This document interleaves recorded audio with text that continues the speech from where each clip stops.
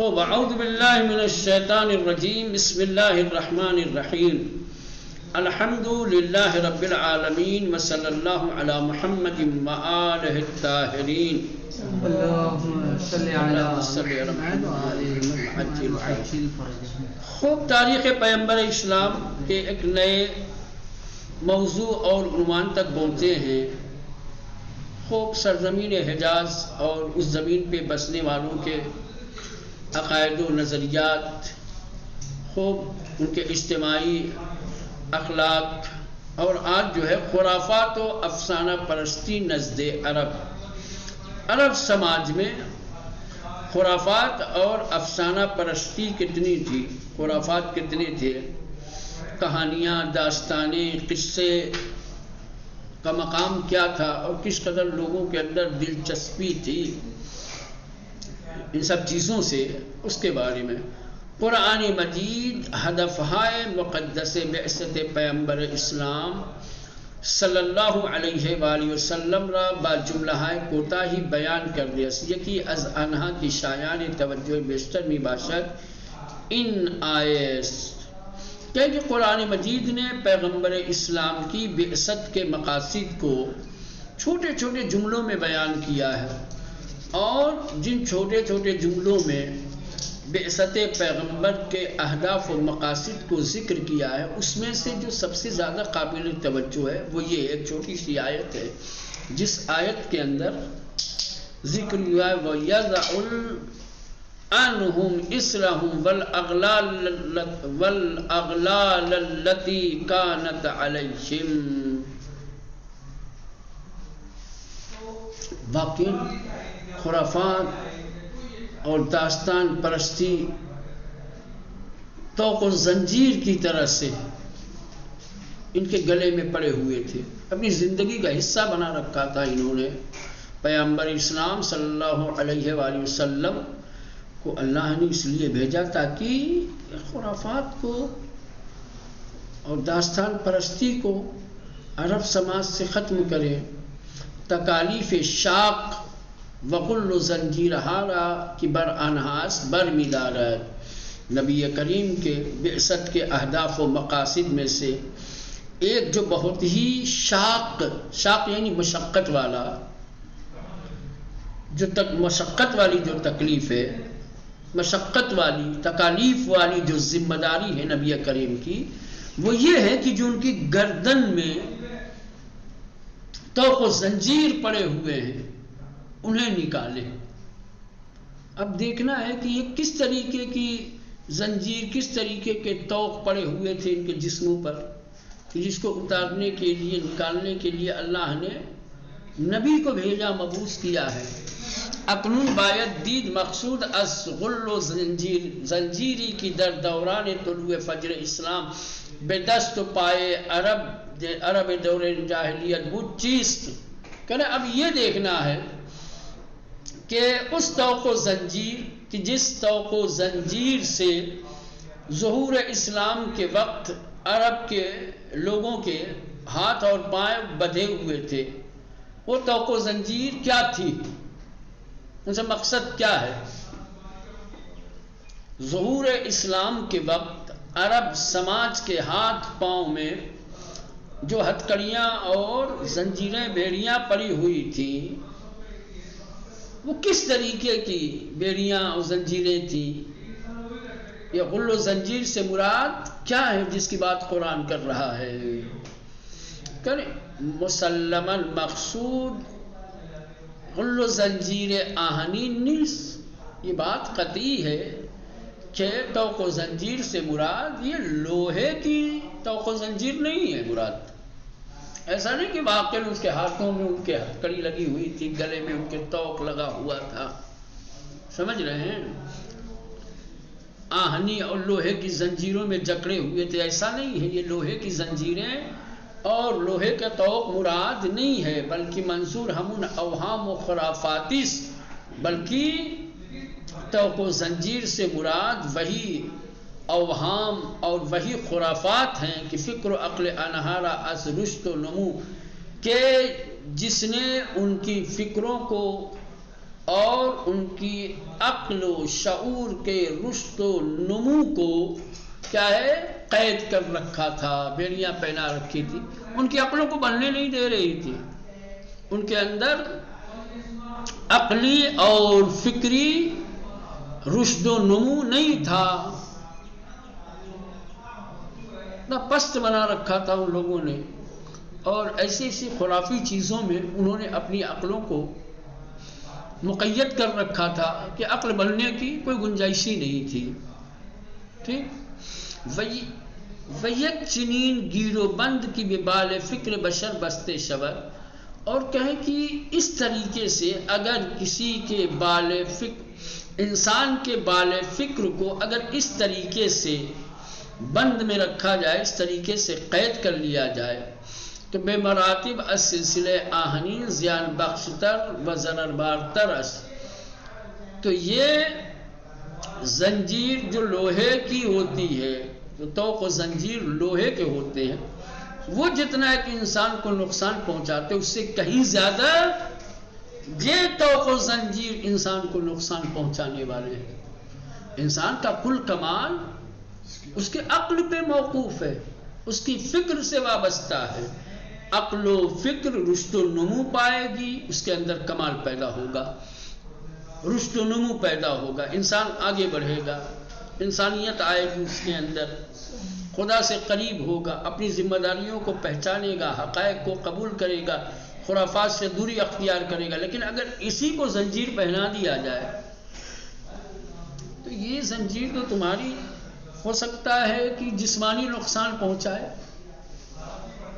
لیکن عقل و فکر کی زنجیر میں اگر انسان کو قید کر دیا جائے، عقل و فکر کو مقید کر دیا جائے انسان کے، تو اس کا نقصان لوہے کی زنجیروں اور ہتھکڑیوں اور توق سے کہیں زیادہ. یکی از بزرگترین افتخارات پیامبر گرامی صلی اللہ علیہ وآلہ وسلم این است کہ با خرافات و اوہام و افسانے و خیال مبارزے نمود. نبی کریم کے افتخارات میں سے، امتیازات میں سے ایک افتخار اور ایک امتیاز یہ ہے کہ آپ نے خرافات، اوہام، افسانہ، تخیلات سے لڑائی لڑی ہے، مقابلہ کیا ہے. عرب سماج میں جو خرافات تھے، جو اوہام تھے، جو خیالی چیزوں پر اعتقاد اور ایمان رکھتے تھے، جن تصورات کو، جن تخیلات کو انہوں نے اپنا عقیدہ اور اپنی زندگی کا حصہ بنا رکھا تھا، نبی کریم نے اس کے ساتھ جنگ لڑی ہے، مقابلہ کیا ہے. یہ نبی کریم کا ایک امتیاز ہے، افتخار ہے. عقل و خرد بشر را از غبار و زنگ خرافات شستشو داد. کمال پیغمبر یہ ہے کہ انہوں نے انسان کی عقل و خرد پہ بیٹھے ہوئے غبار کو اور زنگ کو دور کیا. عقل و خرد بشر را، انسان کی عقل و خرد کو از غبار و زنگ خرافات کے مورچے اور خرافات کے غبار سے شستشودہ، دھویا، پاک کیا. و فرمود من برائے ان آمدام کی قدرت فکری بشر را تقویت کنم. اللہ نے مجھے نبی اس لیے بنا کر کے بھیجا ہے کہ میں انسانوں کی عقل کو مستحکم اور مضبوط بناؤں، انسان کی عقلوں کو رشد و نمو اور کمال کی طرف لے جاؤں. و باہر گونے خرافات بے ہر رنگ کی باشد، اور ہر طریقے کے خرافات، ہر طریقے کے تخیلات، چاہے جس رنگ میں ہو، چاہے عقیدتی رنگ میں ہو، چاہے سماجی میں ہو، چاہے سیاسی ہو، کسی بھی طریقے کے جو خرافات ہیں، حتیٰ اگر بے پیش رفت ہدفم کمک کند، یہاں تک کہ ایسے خرافات کہ جس خرافات سے میرے مقصد کی مدد ہو، جس سے میرا مقصد آگے بڑھ سکتا ہو، سرسختانہ مبارزے نمائیں، میں سختی کے ساتھ اس سے بھی لڑوں گا. میں قطعاً اس بات پہ راضی نہیں ہوں کہ ایسے اوہام، ایسے تخیلات اور ایسے خرافات جو خود میرے ہدف میں میرے معاون ہوں، مددگار ہوں، میں ان سے مدد لوں اور اسے راضی ہو جاؤں، نہ، قطعاً نہیں، میں اس سے بھی لڑوں گا. تو اب آپ اندازہ لگا سکتے ہیں ایسے خرافات کہ جو اہداف پیغمبر میں خود پیغمبر کے لیے معاون اور مددگار تھے، جب اس سے لڑنے کو تیار تھے تو ایسے اوہام و خرافات جو مقصد پیغمبر کے خلاف تھے کتنی سختی کے ساتھ اس سے لڑا ہوگا، مبارزہ کیا ہوگا. ٹھیک. سیاست مداران جہان کی جز حکومت بر مردم غرض و مقصدی ندارن پیوستے از ہر پیش آمدی میں نفع خود استفادے میں کنن. آپ دنیا کا دیکھو نا، یہ پولیٹکس اور میدان سیاست میں قدم رکھنے والے جس چیز سے ان کو نفع حاصل ہوتا ہے، جس چیز سے ان کو فائدہ پہنچتا ہے، فراخ دلی کے ساتھ اسے قبول کرتے ہیں، منظور کرتے ہیں، اس کی طرف توجہ ان کی ہوتی ہے، چاہے اس میں دوسروں کا کتنا ہی نقصان کیوں نہ ہو. کسی کا خون بہہ جائے، کسی پہ الزام لگ جائے، کسی کو بلا جرم خطا سزا مل جائے، کیوں کچھ نہیں دیکھتے، بس نفع ہمارا ہو رہا ہے. دنیا کے سیاست مدار، دنیا کے حکومت کرنے والے ہر طریقے کی پیش آمد کو، ہر طریقے کے حادثات و واقعات جس سے ان کا فائدہ ہو اس سے استفادہ کرتے ہیں. لیکن یہی فرق ہے دنیا کے سیاست مداروں میں، دنیا کے حاکموں اور رہبروں میں اور خدا کے منتخب کیے ہوئے رہبروں میں. یہ بنیادی فرق ہے.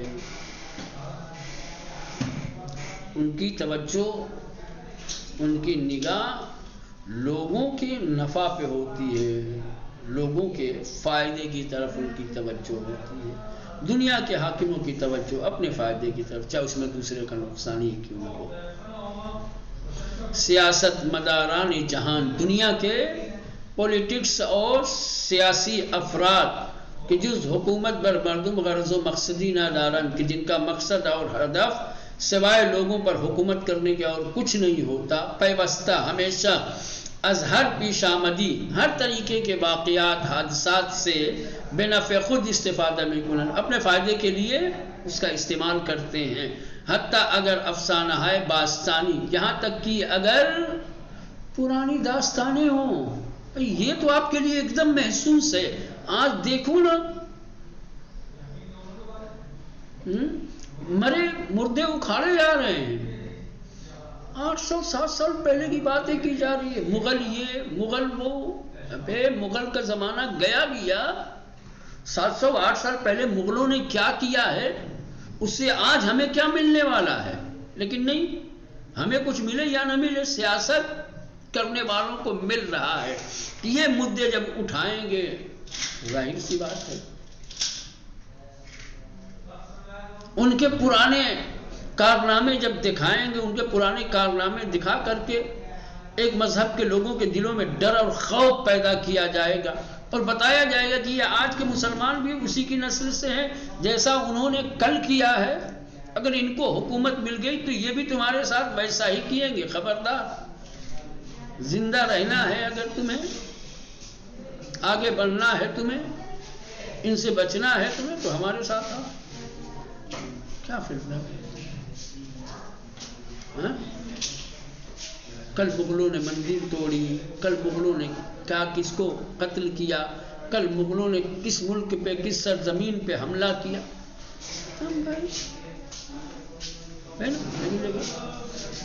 یہ ہے افسانہ ہے باستانی. عقائد خرافی ملتی، کسی ملت کے خرافاتی عقائد، کسی ملت کے، فرض کر لو کوئی ایسی قوم ہے کہ جس کا عقیدہ سوائے خرافات کے اور کچھ نہیں ہے، اس کو لے کے آئیں گے میدان سیاست میں. تمہارا کام حکومت کرنا ہے، تم دوسروں کے خرافی عقائد کو بیان کر کے کیا بتانا چاہتے ہو بھائی؟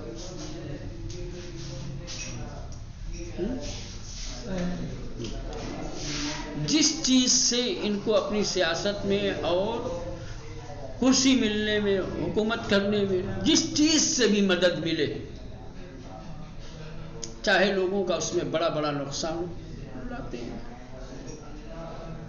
اپنے ہی ملک کے باشندوں کو، اپنے ہی ملک میں کام کرنے والے حفاظتی لوگوں کو، فوج والوں کو مروا دیا جاتا ہے.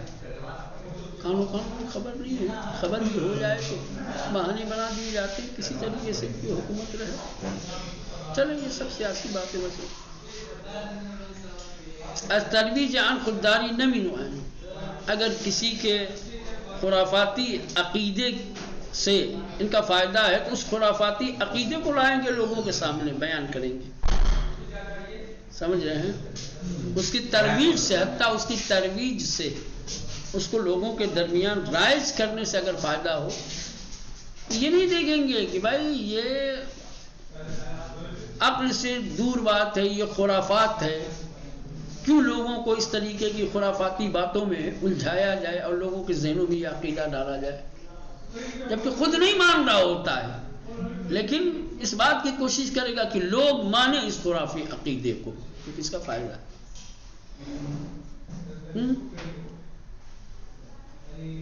ٹوپی سے، کرتے سے، داڑھی سے، مسجد سے، مزار سے نفرت جن کو ہوتی ہے،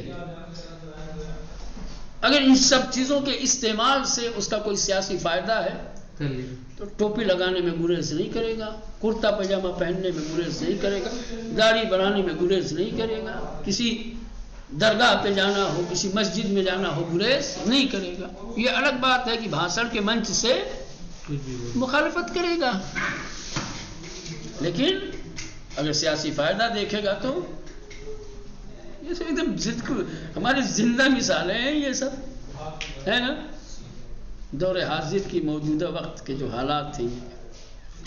و اگر آنان افرادی متفکر و منطقی باشند در این صورت بنام اعتناء به افکار عمومی و قاعد اکثریت از افسانه و اوهام کی با میزان و مقیاس عقل تطبیق نمی کند طرفداری می کند.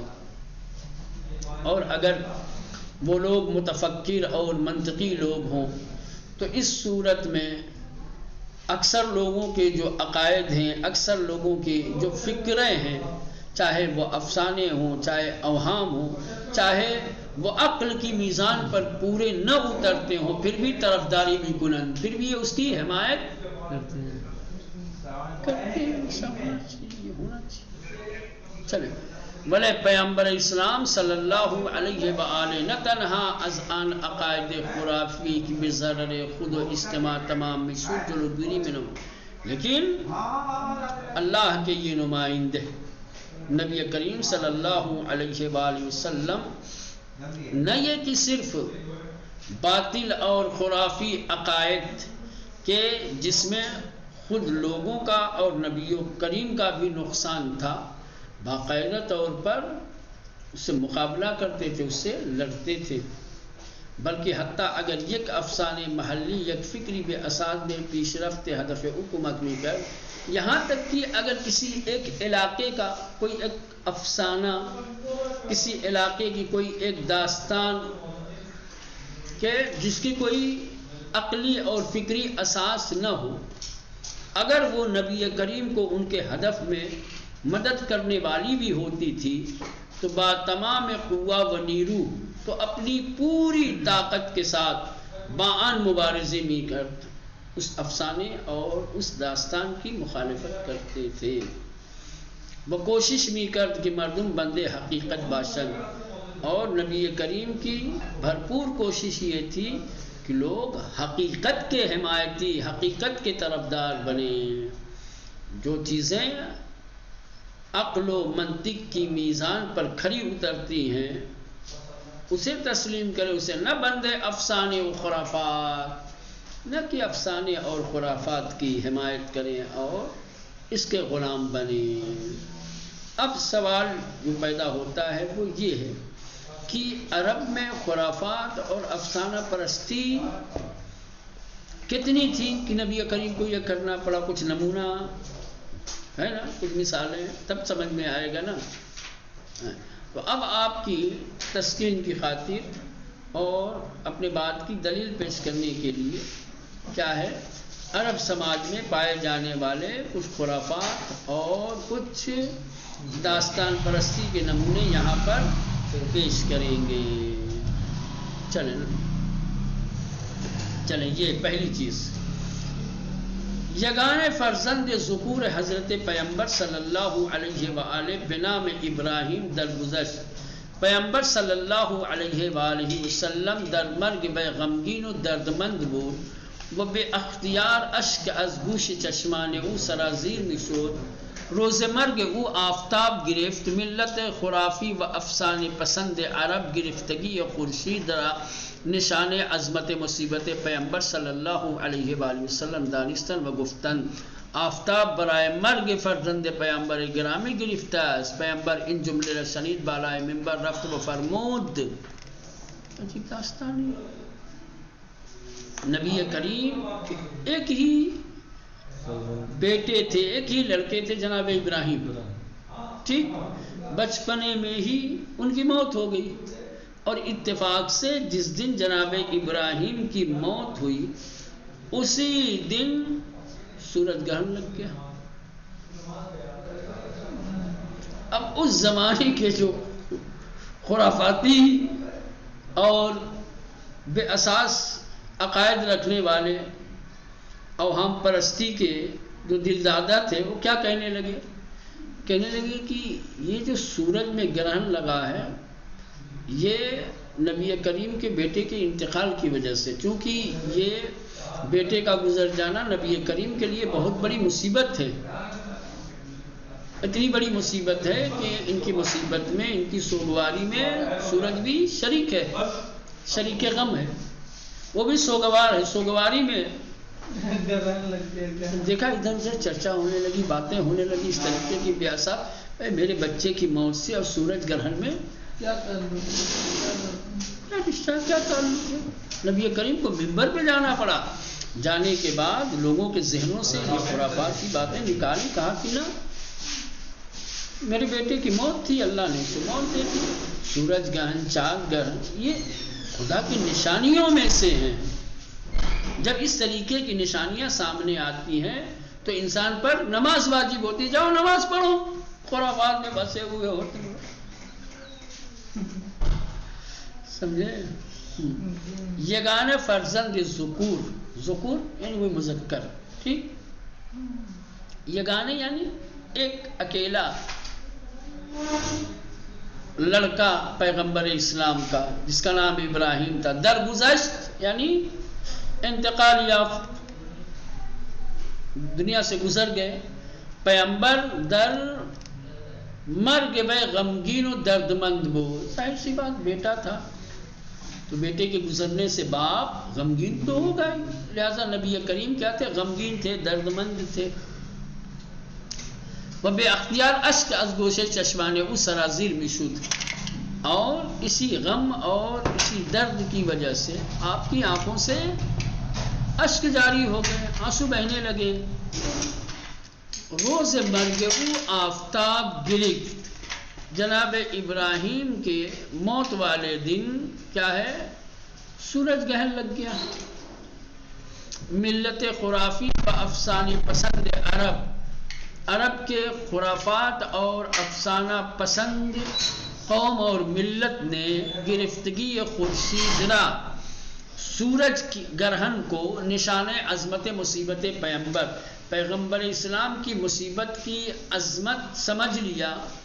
وہ گفتن اور کہنے لگے آفتاب برائے مرگ فرزند پیغمبر گرفتے است. یہ سورج گرہن نبی کریم کے بیٹے کی وفات کی وجہ سے لگا ہے. پیغمبر ان جملے را شنید، نبی کریم نے بھی یہ جملہ سنا کہ لوگ کہہ رہے ہیں کہ سورج گرہن ابراہیم کی موت کی وجہ سے لگا ہوا ہے. جب بالائے منبر رفت و فرمود، نبی کریم منبر کے اوپر گئے اور فرمایا آفتاب و ماہ دو نشانے بزرگ از قدرت بے پایان خدا ہستن. خدا کی لامتناہی قدرت کی چاند اور سورج دو نشانیاں ہیں. چاند اور سورج خدا کی قدرت مطلق کی دو نشانیاں ہیں. بسر بے فرمانے اودارند، اور یہ حکم خدا سے چلتے ہیں. ان کا نکلنا ڈوبنا سب کچھ کیا ہے؟ حکم خدا سے. ہرگز برائے مرگ و زندگی یہ کسی نمی گیرن، یہ کسی کی پیدا ہونے یا کسی کے مر جانے سے یہ چاند گرہن سورج گرہن نہیں لگتا، ہر موقع ماہ و آفتاب گرفت، بلکہ جب بھی چاند اور سورج کو گرہن لگ جائے نماز آیات میں خوانید، کیا ہے نماز آیات پڑھنی چاہیے۔ در این لحظے از منبر پائین آمد، یہ کہنے کے بعد اللہ کے نبی منبر سے نیچے اترے و با مردم نماز آیات خواند، اور لوگوں کے ساتھ نماز آیات پڑھی۔ ابھی فکر گرفتگی خورشید به خاطر مرگ فرزند صاحب رسالت، گرچه عقیده مردم را نسبت به وی راسخ تر می ساخت۔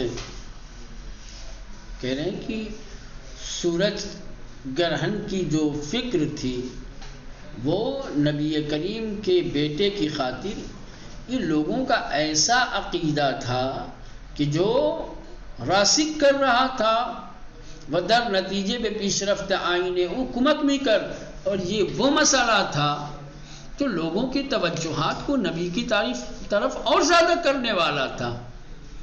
اگر یہ کہہ دیتے کہ ہاں میرے بیٹے کی وجہ سے لگا، کتنی عظیم ہے، کتنے معتبر ہیں، خدا کے نزدیک کتنی عظمت کتنی شان ہے کہ بیٹا گزر گیا تو سورج مسوگوار ہو گیا، لیکن ان کی مدد ہوتی نہیں ہوتی؟ چاہتے تو اس واقعے سے سوء استفادہ کر سکتے تھے، لوگوں کی توجہات کو اپنی طرف اور زیادہ مبذول کر سکتے تھے، اپنی عظمت کو چاہتے تو بڑا چڑھا کے پیش کر سکتے تھے، بیان کر سکتے تھے، لیکن نہیں، کیونکہ یہ ایک خرافہ تھا، لوگوں کے اوہام تھے، لوگوں کے اپنے تخیلات تھے، لوگ اپنے آنکڑے لگا رہے تھے، بے بنیاد باتیں کر رہے تھے جس کی کوئی اساس نہیں۔ تو جب ایسی بات کہ جس کی کوئی اساس نہ ہو، جس کی کوئی بنیاد نہ ہو، جو صرف اور صرف خرافات ہو، تخیلات ہو، انسان کی اپنی فکر اور اپنی عقل کی پیداوار ہو، عقل کل کس طریقے سے اس کی تائید کرے گا؟ ہاں، تو یہ مسئلہ تو نبی کریم کے آئین اور آپ کے مقصد کی ترقی اور پیش رفت میں مدد کر سکتا تھا، بلے وہ ہرگز راضی نہ شد، لیکن اللہ کے نبی راضی نہیں ہوئے کہ موقعیت وہ اس طریقے افسانے در دل مردم تحکیم کرتا ہے کہ آپ اپنی موقعیت کو ایک افسانے کو بیس بنا کر کے لوگوں کے دلوں میں مضبوط کریں، نہ، لوگوں کے دل میں اپنی محبت، اپنی چاہت پیدا کرنی ہے، اپنے عقیدے کے متعلق، اپنے دین کے متعلق لوگوں کے دلوں میں جگہ بنانی ہے، لوگوں کو راغب کرنا ہے اس کی طرف، اس طریقے کے خرافات کا سہارا لے کر کے یہ خود دین اسلام کی حقانیت اور دین اسلام کی سچائی کی ایک عظیم دلیل ہے۔ پہلا دنیا کا ہر حاکم، دنیا کے ہر مذہب اور مسلک کے لوگ ایسے خرافات، ایسے توہمات، ایسے تخیلات کے جس سے ان کا کام بنے، ان کی مدد ہو، سہارا لیتے ہیں، اس کو بیس بناتے ہیں، ہے نا؟ کیسے کیسے ہوتی ہے بھائی، پتہ ہے آپ کو؟ تو ہمارے یہاں بھی جو کم عقلے ہیں، ہمارے یہاں بھی، لیکن دوسرے یہاں بھی بلکہ بنائے جاتے ہیں باقاعدہ۔ کتنی مرتبہ سننے میں آیا ہے کہ بھائی مورتی دودھ پینے لگی، مورتی دودھ پی رہی ہے، کوئی کھانا کھا رہا ہے، دیکھو مورتی دودھ پی رہی ہے، اب لوگ دیکھ کر کے چپ در چپ آ رہے ہیں، بھائی لوگ دودھ چڑھائے جا رہے ہیں، ان کو پتہ ہی نہیں کہ حقیقت کیا ہے، کوئی چال بازی ہوتی ہے، یہ سب کیا ہوتا ہے؟ چال بازی ہوتی ہے، خرافات کے ذریعے سے لوگوں کے دلوں میں ان کی محبت کو اور زیادہ مضبوط کیا جاتا ہے۔ لیکن نبی کریم نے کبھی ایسا نہیں کیا کہ ایسے واقعات، ایسے حادثات جن کی کوئی بنیاد نہ ہو، جو عقل و خرد کے خلاف ہو، جو صرف اور صرف تخیلات ہوں، توہمات ہوں، آپ کے مقصد، آپ کے ہدف یا آپ کے دین کے مددگار بھی ہوں تو ان سے کبھی سہارا لیا ہو، اس کی کبھی تائید کی ہو، نہ اس کا مقابلہ کیا ہے، اس سے لڑائی لی۔ مبارزے با افسانے و خرافے، نبی کریم کا افسانہ اور خرافات سے مبارزہ کرنا کہ نمونے بارز آن مبارزے با بت پرستی کہ جس کا سب سے واضح اور آشکار نمونہ بت پرستی اور الوہیت کے ساتھ مبارزہ۔ کون سی بت پرستی الوہیت؟ کہ ہر مصنوع ممکن مباشا، جو ہر طریقے کی مخلوق اور مصنوع چیزوں کی پرستش اور عبادت کرتی تھے، اس کے ساتھ مقابلہ۔ نہ تنہا شیوہ دوران رسالت اوبو، اور یہ شیوہ، یہ طریقہ نہ صرف یہ کہ آپ کی رسالت کے زمانے میں تھے کہ جب آپ مبعوث و رسالت ہوئے تب آپ نے بت پرستی کی مخالفت کی ہو یا ہر مصنوع کی جس کی عبادت کی جاتی تھی اس کی مخالفت کی ہو، نہ بلکہ ادھر تمام ادوار زندگی، بلکہ نبی کریم نے اپنی پوری زندگی میں حتیٰ بعثت رسالت سے پہلے بھی آپ نے اس طریقے کی خرافات کی، بت پرستی کی اور مصنوعات کی پوجا کی، حتیٰ در زمان کودکی با اوہام و خرافات مبارزے میں نمو، یہاں تک کہ آپ نے اپنے بچپنے میں خرافات اور اوہام کے ساتھ مقابلہ کیا ہے، اوہام و خرافات سے لڑائی لڑی ہے۔ چلیں بقیہ بعد میں انشاءاللہ۔